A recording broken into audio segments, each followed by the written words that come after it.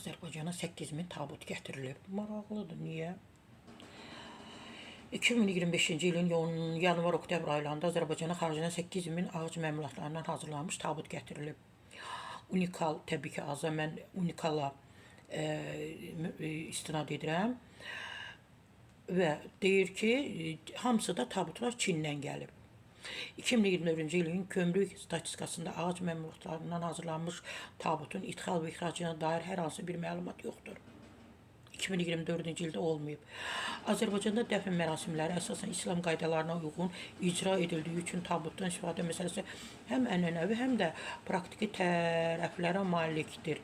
Belə ki, Azərbaycanda tabut çox vaxt buna meyit qutusu və ya sadəcə tabut deyil, əsasən cənazəni məsciddən qəbristanlığa daşımaq üçün istifadə olunur. Mərasim bitdikdən sonra tabut adətən geri qaytarılır və məscidə təhvil verilir. Bəli, bütün rayonlarda belədir, elə Bakının özündədir. Təbii ki, burada deyilir ki, Azərbaycanda yaşayan xristiyanlar tabutdan öz dini ayinlərinə uyğun olaraq istifadə edirlər. Onlar tabutla bir yerdə dəfn edirlər dünyasını dəyişəni də. Ona görə də təbii ki, deyilir ki, xristiyanlar gətizdirib. Gör bizdə də nə qədər qeyri-dövlətdə, qeyri-millətdən olan, dili başqa olan insanlar yaşayır.